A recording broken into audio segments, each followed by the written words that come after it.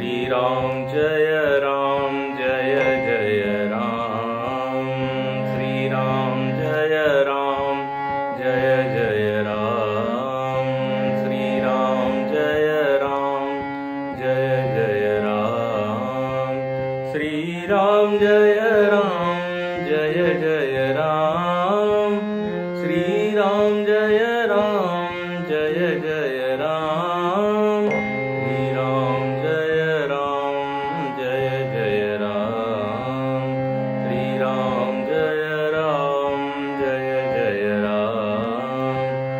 श्री राम जय जय राम। श्री राम जय जय राम।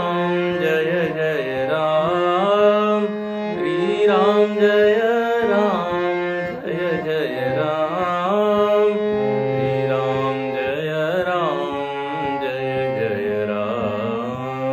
राम जय जय राम।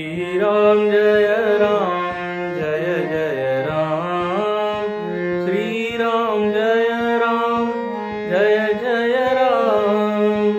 श्री राम जय जय राम। श्री राम जय जय राम।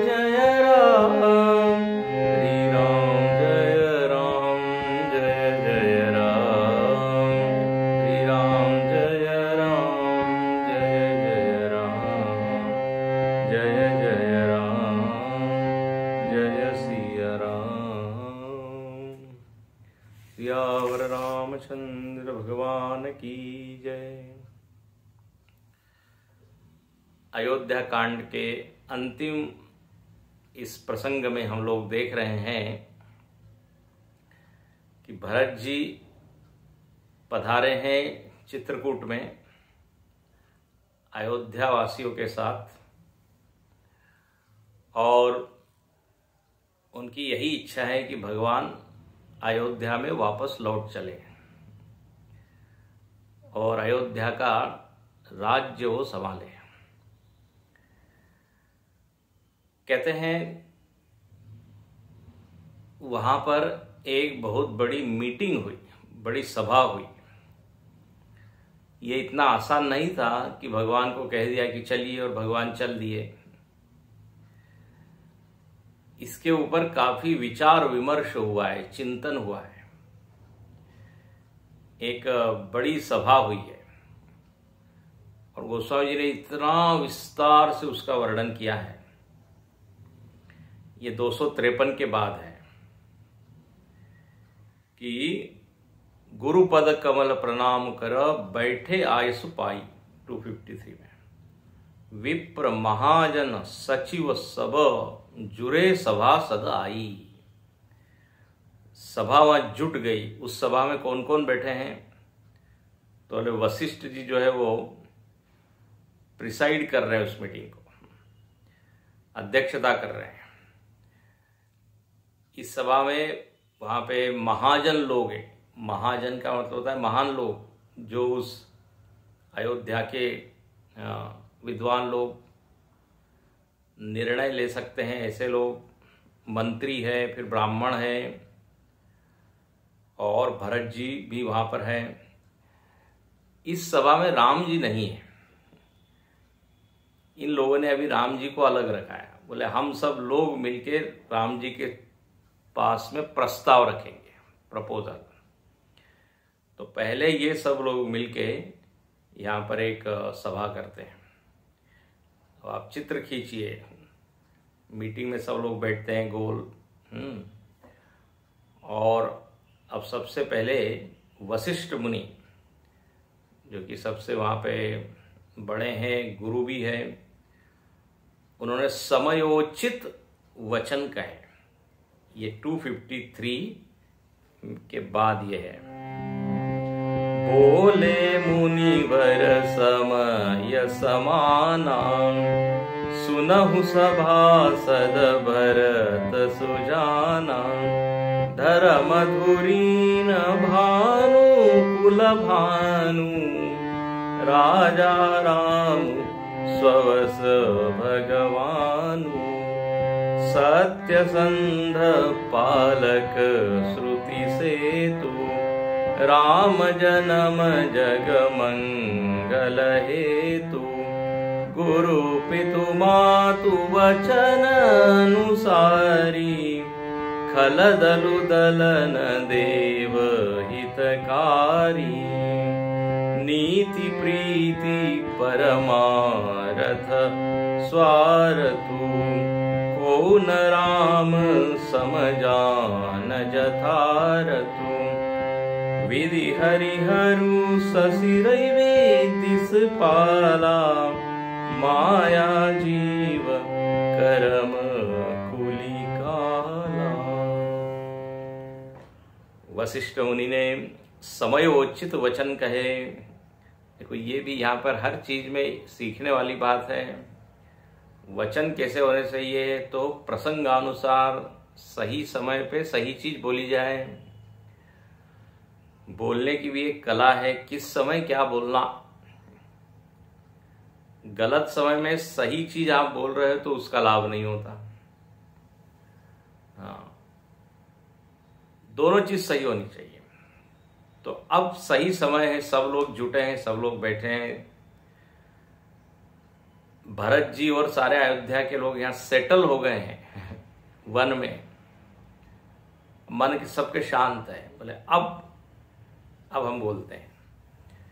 तो सबसे पहले यहाँ पे वशिष्ठ जी ने राम जी का वर्णन किया है कि राम जी कौन है, पहले सुन लो।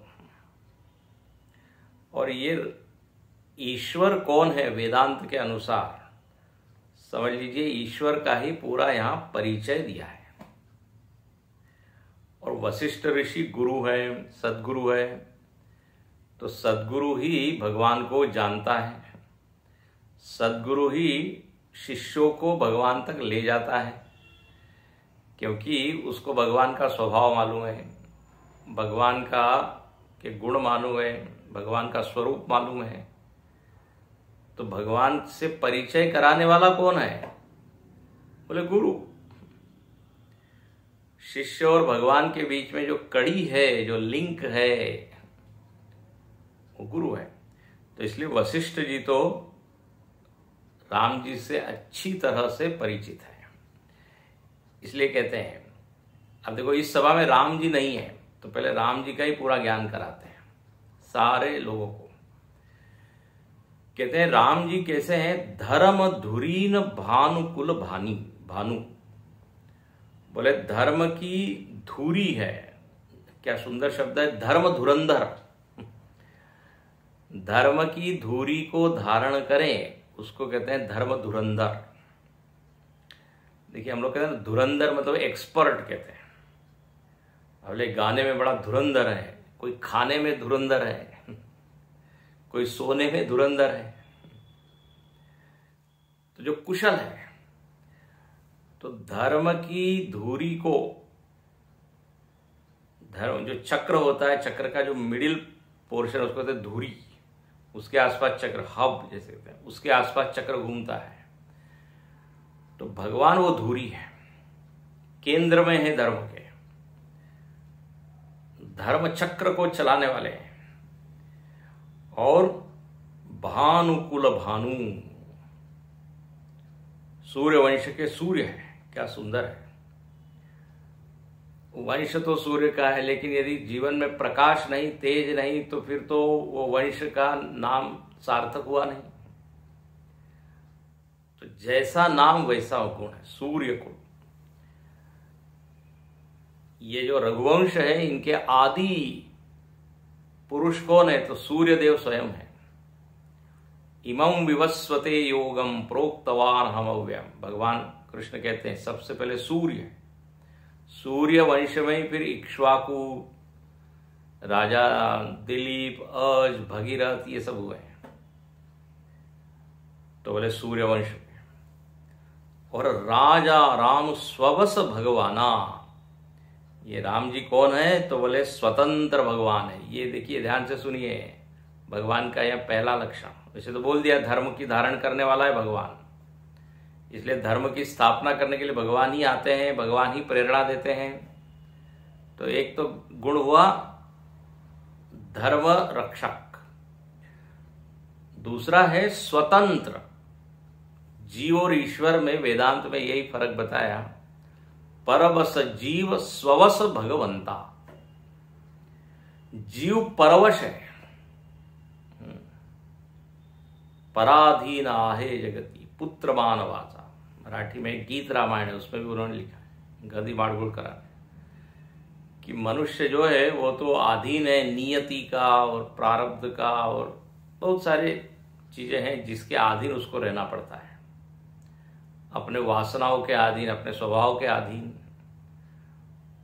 सदृशम चेष्टते स्वस्याः प्रकृते ज्ञानवान अपि। अपने अपने स्वभाव अनुसार सब करते हैं, स्वभाव को क्रॉस करना कठिन है। तो हम लोग बंधन में हैं, लेकिन यहां लिखते हैं स्ववश भगवाना, भगवान स्वतंत्र है, उनके ऊपर शासन करने वाला कोई नहीं, इसलिए भगवान का नाम है परमेश्वर, परम ईश्वर। ईश्वर भी अनेक प्रकार के हैं, छोटे छोटे ईश्वर तो है ही, इंद्र भी ईश्वर है, ब्रह्मा भी ईश्वर है,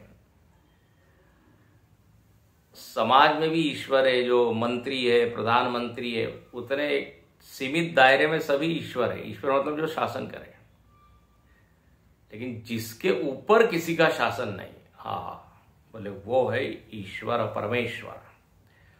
फिर भगवान कैसे हैं? तो सत्य संग पालक श्रुति सेतु।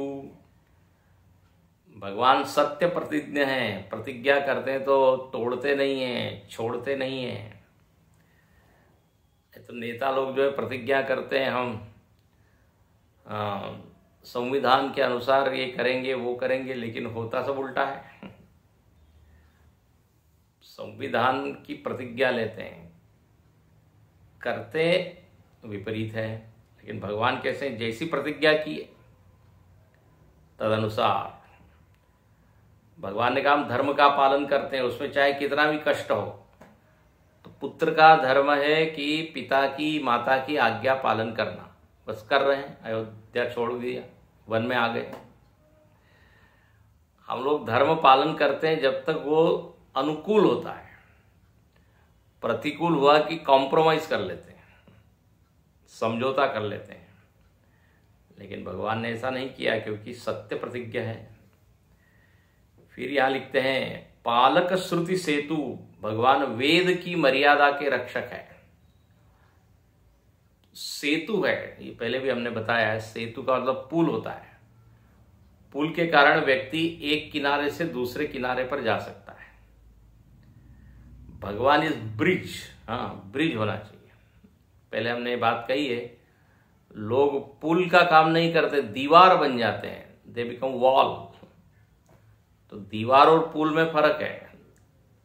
दीवार से संबंध कट जाता है, इधर का व्यक्ति उधर नहीं जा सकता, उधर का इधर नहीं।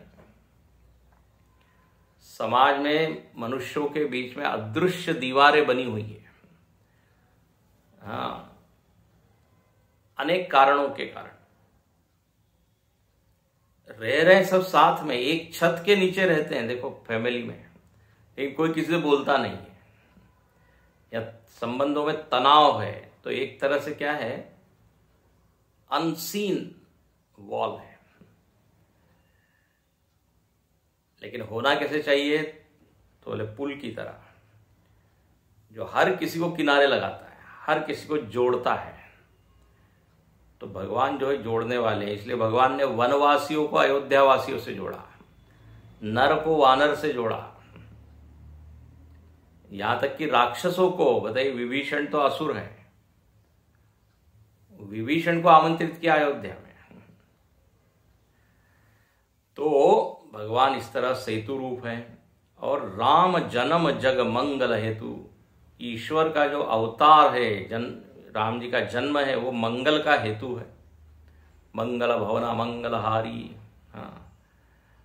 तो देखो पूरा परिचय करा रहे हैं, भगवान मतलब कौन है। और जब भगवान अवतार लेते हैं, जन्म लेते हैं, और एक क्या कहते हैं, पुत्र के रूप में वो एक परिवार में रहते हैं, शिष्य के रूप में रहते हैं, तो पुत्र और शिष्य का जो कर्तव्य है उसको निभाते हैं। गुरु पितु मातु वचन अनुसारी, ये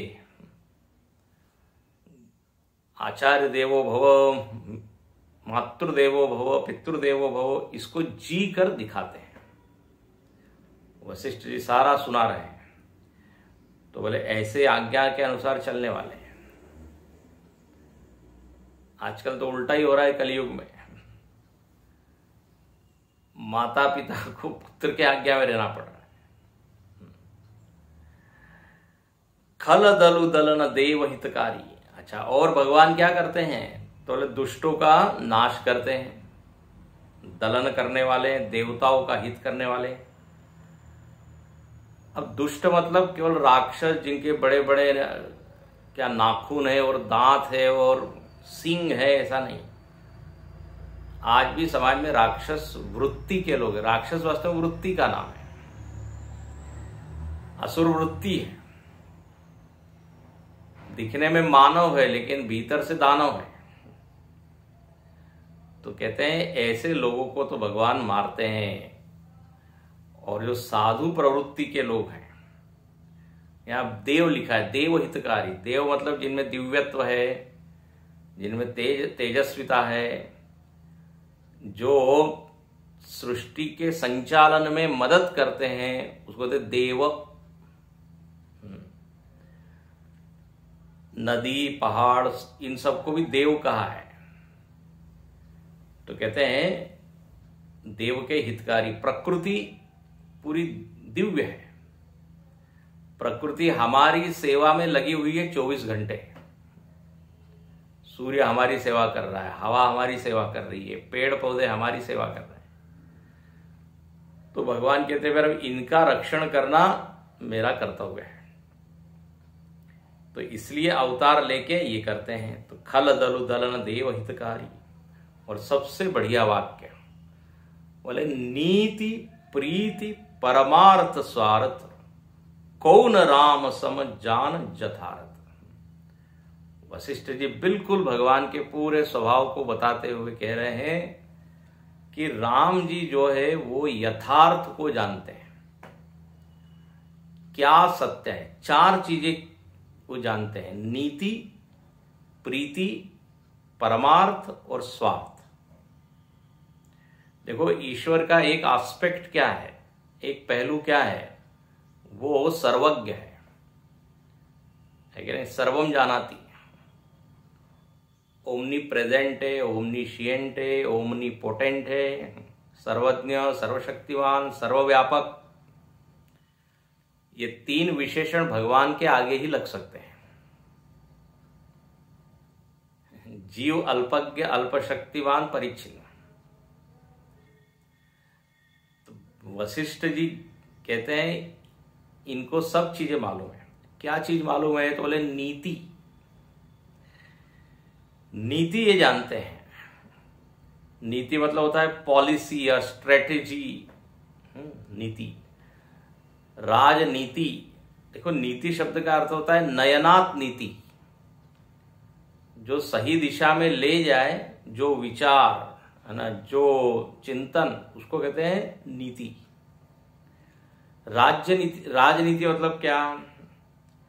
राज्य को जो सही दिशा दे वो है राजनीति।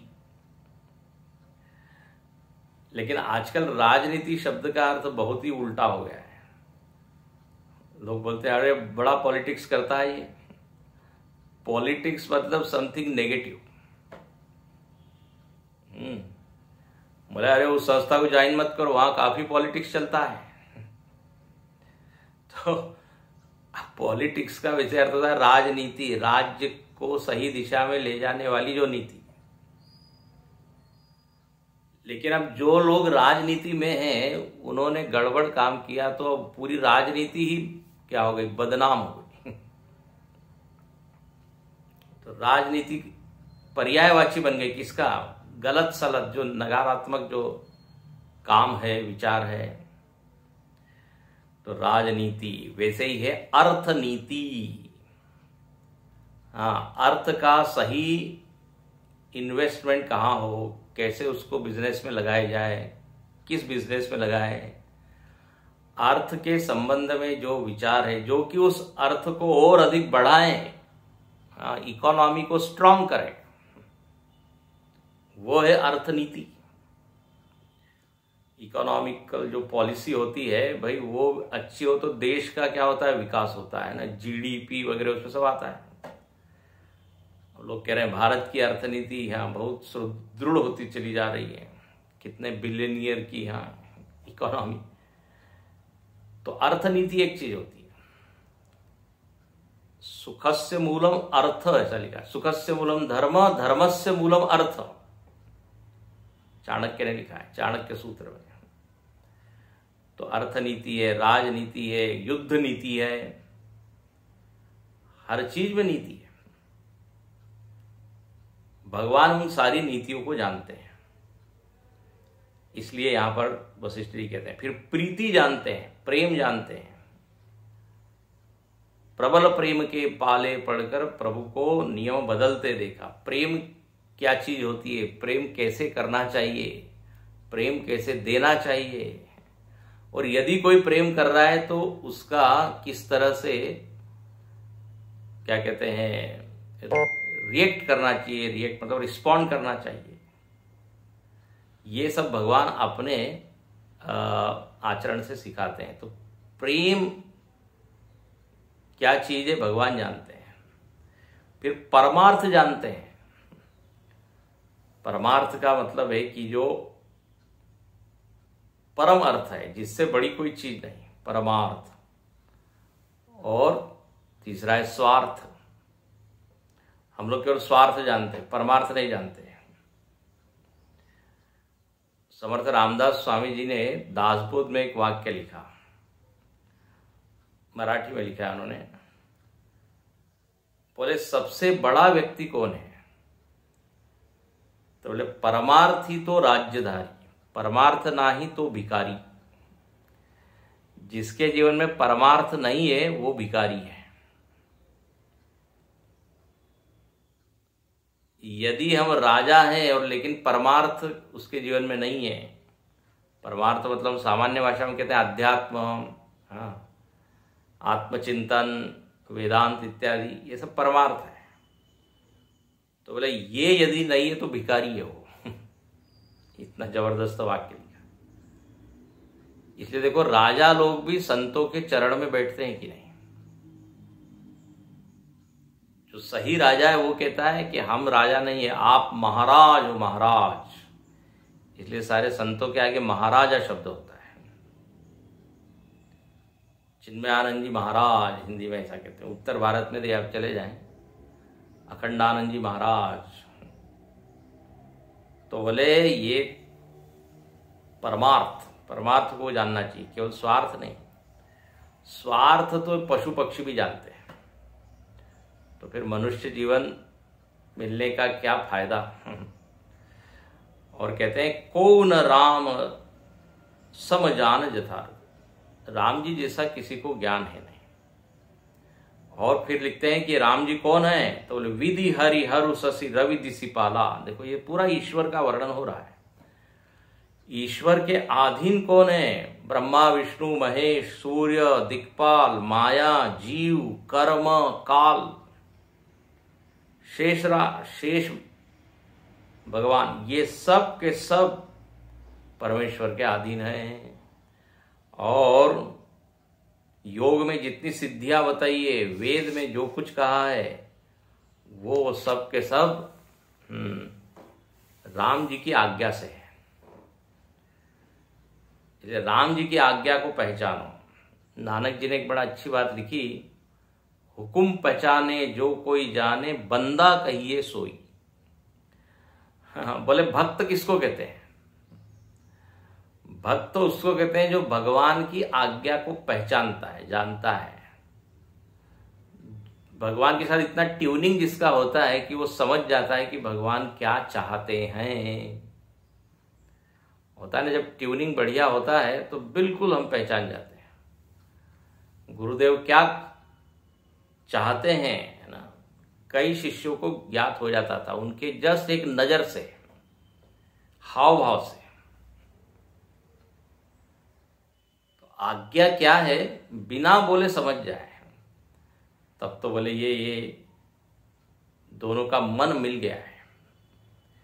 इसलिए यहाँ पर वशिष्ठ जी कहते हैं कि राखे राम रजाई रुख हम सब कर हित होई। बोले हमको भी राम जी का रुख देखकर, राम जी की जो आज्ञा है, बोले उस आज्ञा को रखने में ही हम लोगों का हित है। इसलिए अब अपनी बुद्धि को ऐसा बनाइए कि जो भगवान कहें वो मान लिया जाए। कितना बढ़िया है। समझदार को इशारा काफी है बोलते हैं कि नहीं? तो बोले सयाने लोग तो समझ जाते हैं। तो ईश्वर की आज्ञा के को मानने में ही क्या है? हित है। और देखो आगे कहते हैं कि भले ही हमारी कुछ भी इच्छा हो,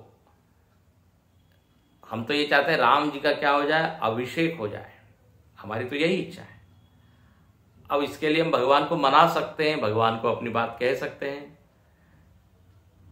अब भगवान को किस तरह मनाया जाए, ये आप सब लोग बताइए उपाय, और फिर बाद में जो भगवान का निर्णय होगा वो हम स्वीकार करेंगे। ये बात अब यहां देखो 254 के बाद गोस्वामी लिखते हैं, सब कहु सुखद राम अभिषेकु, मंगल मोद मूल मगएकु, के विधि अवध चलहि रघुराऊ, कहु समुझि सोई करियहु पाऊ, सब सादर सुनि मुनि वरवानी, नय परमारत स्वारथ सानी, उतरु न आवलोग भय भोरे, तब सिर नाई भरत कर जोरे। वशिष्ठ जी ने भगवान का परिचय दिया और कहा कि भगवान का अभिषेक तो हम सब लोगों के लिए मंगलदायक है, उसमें कोई डाउट नहीं है। मोद मूल मंगल, मोद मतलब आनंद, प्रमोद कहते हैं, आमोद प्रमोद मतलब आनंद, आनंद का मूल है भगवान का अभिषेक। तो अब हम सब लोग यहां विचार करते हैं, फिर हम अपना प्रस्ताव तो दे देंगे, उसके बाद निर्णय तो जो भगवान करेंगे वही मानना पड़ेगा। अभी अभी बताया वो सर्वज्ञ है, वो जानते हैं किसमें हित है किसमें अहित है। देखिए भगवान के सामने जाके यही बोलना चाहिए कि जो हमारे हित में है वो आप कीजिए। भगवान के सामने अपनी मांग नहीं रखनी चाहिए। मांगने का भी एक तरीका है। हम क्या मांगे, हमको मालूम नहीं किस मांग में हमारा हित है और अनहित है। इसलिए जो इंटेलिजेंट, जो बुद्धिमान भक्त होता है वो क्या कहता है, भगवान मैं यही मांगता हूं कि जिसमें मेरा हित हो, जही विधि होई नाथ हित मोरा। नारद जी ने भी यही कहा, वो आप दीजिए। तो यहां पर भी वशिष्ठ जी कहते हैं कि हमको तो लग रहा है कि भगवान, हम लोगों का हित किसमें है, भगवान वापस लौट चले तो हम अपनी बात रख सकते हैं, लेकिन उसके बाद फिर भगवान जैसा कहें। अब वशिष्ठ जी ने मानो कि प्रश्न सबके लिए खोल दिया कि अब बताइए क्या उपाय किया जाए भगवान को वापस ले जाने के लिए।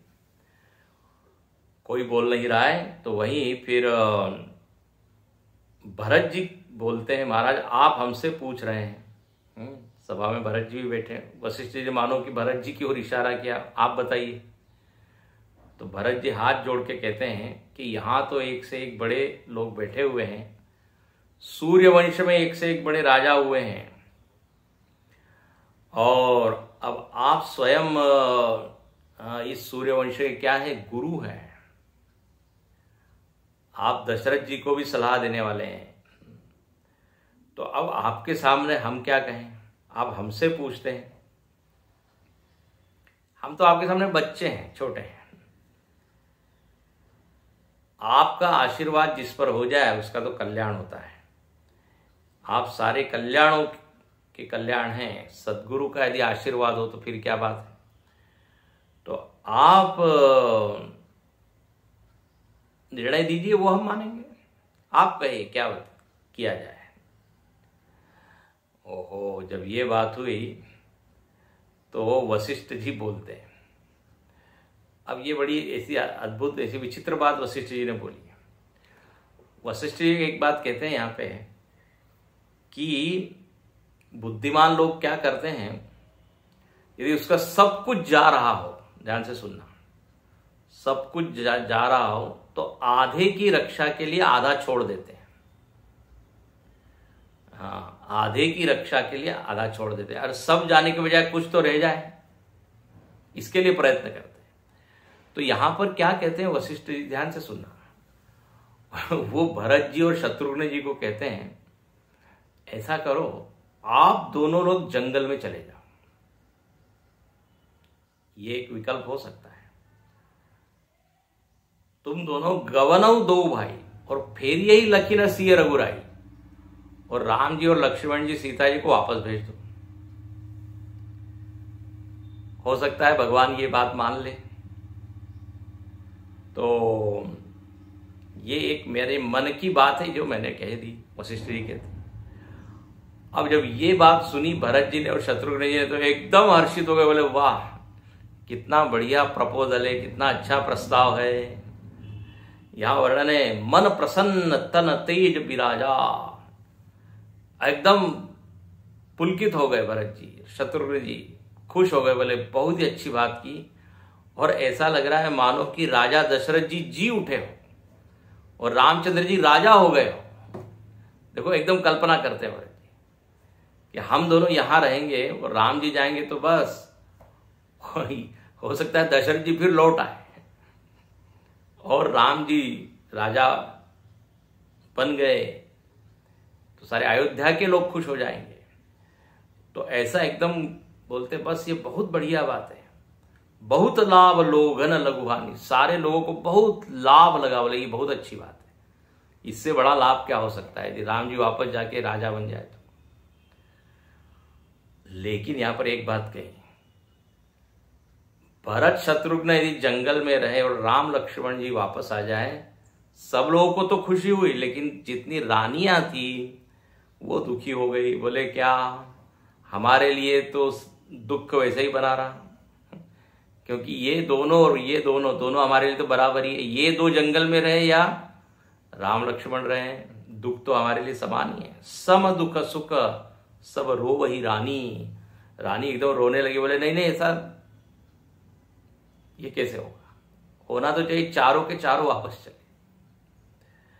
कह ही भरत मुनि कहा सो कीना, फल जग जीवन अभिमत दीना, कानन करऊ जन्म भरी बासु। बहुत ही सुंदर। भरत जी कहते हैं, गुरुजी आप कह रहे हैं कि मैं 14 वर्ष के लिए वन में रहूं और राम जी लक्ष्मण जी वापस आ जाए। वो कहते हैं यदि अयोध्या का हित यदि मेरे वन में जाने में है तो मैं 14 वर्ष क्या, पूरे जीवन भर के लिए जंगल में रह सकता हूं। देखिए, ये है त्याग। कानन करऊ जन्म भरी, इससे बढ़कर और कोई सुख की चीज नहीं। देखिए कितना बड़ा विशाल हृदय है भरत जी का। राम जी को सुख देने के लिए, अयोध्या को सुख देने के लिए, दुख सहन करने के लिए तैयार है। गोपियों का भी वर्णन है ना, जब भगवान का सिर दर्द हो रहा था, भगवान दिखाना चाहते हैं नारद जी को कि गोपियां मेरी कितनी भक्त है, तो भगवान ने लीला की। हमने कहानी सुनाई थी आपको। सिर दुखने लग रहा है, भगवान ऐसा कहते हैं मेरा सिर दुख रहा है। नारद जी ने कहा क्या दवाई है? बोले मेरे भक्तों की चरण धूलि लेके आओ। सब दूर गए, किसी ने नहीं दी, क्योंकि भगवान ने कहा है कि जो चरण धूलि देगा वो नरक में जाएगा। गोपियों के पास जब नारद जी गए, गोपियों को कहा कि भगवान ने ऐसा कहा है कि भक्तों की चरण धूलि मिल जाए तो भगवान का सिर दर्द ठीक होगा, लेकिन वो व्यक्ति नरक में जाएगा। गोपियों ने अपने पैर आगे रख दिए, बोले जितनी धूल निकालना हो निकाल लो। भगवान का यदि सिर दर्द ठीक हो रहा हो तो हम जन्म भर नरक में रहने के लिए तैयार ये है भक्ति। भक्ति में समर्पण है, भक्ति में भगवान सुखी रहे ये भाव है। देखिए जब सेवा होती है तो सेवा में सेवक अपना दुख नहीं देखता, सेव्य का दुख देखता है। इसलिए ये न केन प्रकारेण सेव्य को आनंद मिले, यही उसकी भावना है। तो यहां भरत जी बिल्कुल वही भावना को बोल रहे हैं। बोले हम जन्म भर रह सकते हैं। और श्री रामचंद्र जी, सीता जी तो क्या है, सर्वज्ञ है, वो सब कुछ जानते हैं। बस आपने जो बात कही अब इसको क्या कीजिए, एग्जीक्यूट कीजिए। हाँ, जो फुर कहो तो नाथ निज कीजिए वचन प्रमाण, अपने वचनों को प्रमाण की। मतलब बस अब जाकर राम जी को कहिए कि ये एक प्रस्ताव है। भरत जी की ये जो उत्साह और उनकी तत्परता, हाँ, और उनकी खुशी देखी, वशिष्ठ जी देखते ही रह गए। नहीं तो वशिष्ठ जी को शंका हो रही थी कि हमने ये जो प्रस्ताव किया है, हो सकता है इसमें भरत जी नाराज तो नहीं हो जाए, बोले हमको बिना कारण जंगल में भेज रहे हैं, ऐसा भी तो कोई सोच सकता है। लेकिन तो भरत है ना, वशिष्ठ जी देखते रह गए, उनके प्रेम को देखकर भाव विभोर हो गए। और भरत मुनि मन भीतर भाए, सहित समाज राम पही आए। वशिष्ठ जी को भरत जी बड़े प्यारे लगे और कहते हैं अब ये प्रस्ताव सब लोगों ने सोचा है, अब चलो राम जी के पास चलते हैं। और सब के सब लोग राम जी के पास गए। ध्यान रखना, अभी ये जो मीटिंग चल रही थी इसमें राम जी नहीं थे। अब राम जी के पास जाकर वशिष्ठ जी क्या बोलते हैं, कहते हैं बोले मुनि बर वचन विचारी, देश काल अवसर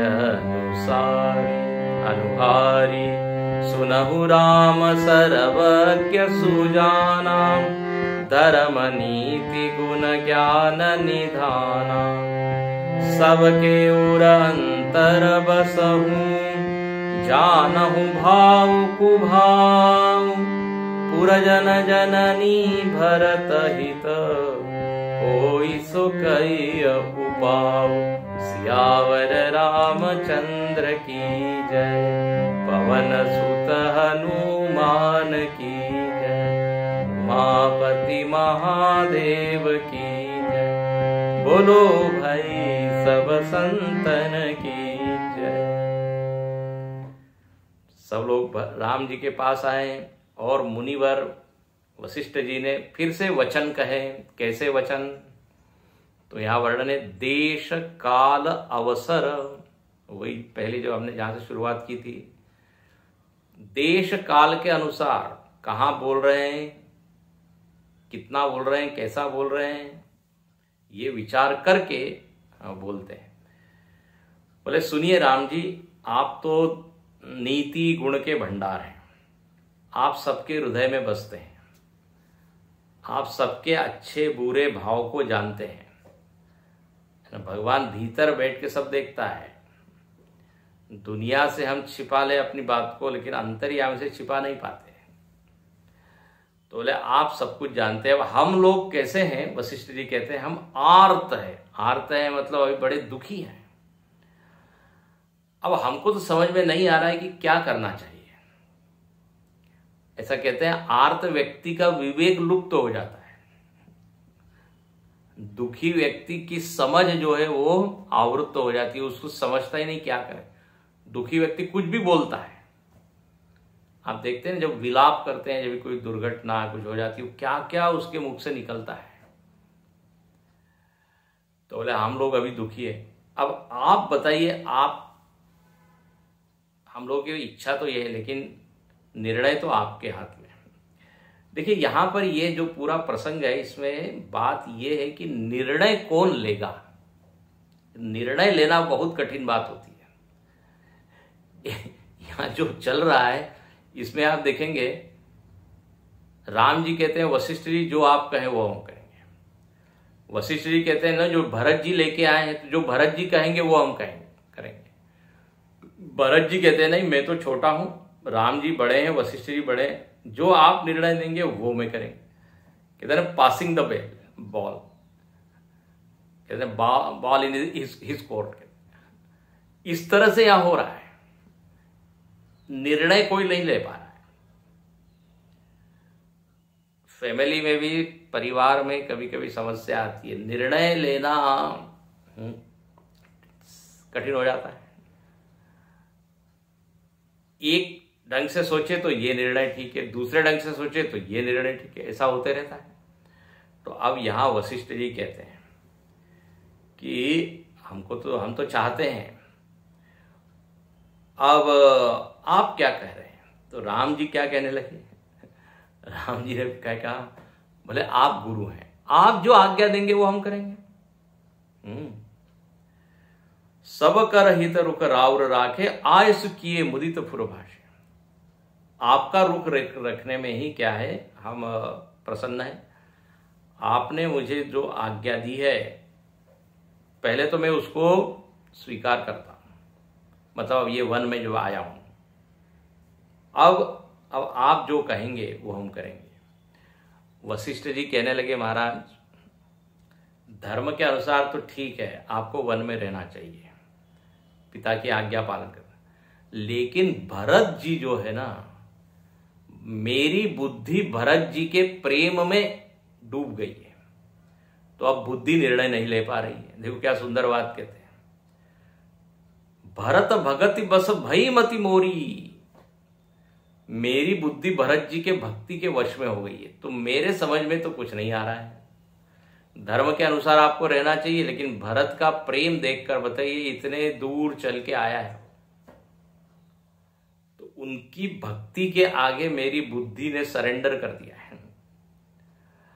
अब इसलिए क्या है, भरत जी की जो रुचि होगी ना, भरत जी जो कहेंगे वही हम लोग मान लेते हैं।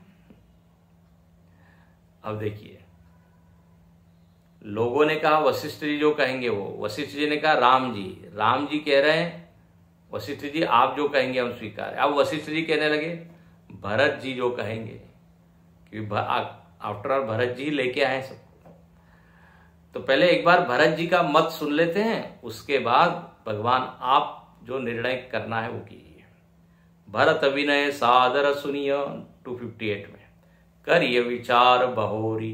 देखो अपने जीवन में ये सब इस तरह की समस्याएं आती है ना, परिस्थिति ऐसी होती है कि मन कहता है कुछ, बुद्धि कहती है कुछ, संबंधी लोग कहते हैं कुछ, घर के लोग कहते हैं कुछ, तो जो मुखिया होता है उसको निर्णय लेने में कठिनाई होती है। अपने जीवन में जैसे होता है वैसे ही यहां पर है। तो वशिष्ठ जी ने एक तोड़ निकाला, बोले भरत जी से पहले पूछ लेते हैं भरत जी क्या चाहते हैं, उसके बाद साधुमत लोकमत नृपनय निगम निचोरी, फिर लोकमत के अनुसार, राजनीति के अनुसार, वेदों के अनुसार जो होगा वो निर्णय करके हम आगे की बात करेंगे। अब भरत जी ने ये बात सुनी कि अब सब मेरे ऊपर भार डाल दिया है, भरत जी संकुचित हो गए। अच्छा राम जी क्या कहने लगे? बोले राम जी कहते हैं हाँ भरत तो एकदम मेरा प्रिय है, और भरत की अब मैं क्या स्तुति करूं, उसके मुंह पे स्तुति क्या करूं। देखिए यहां लिखते हैं किसी की स्तुति मुंह पर नहीं करनी चाहिए, सामने नहीं करनी चाहिए।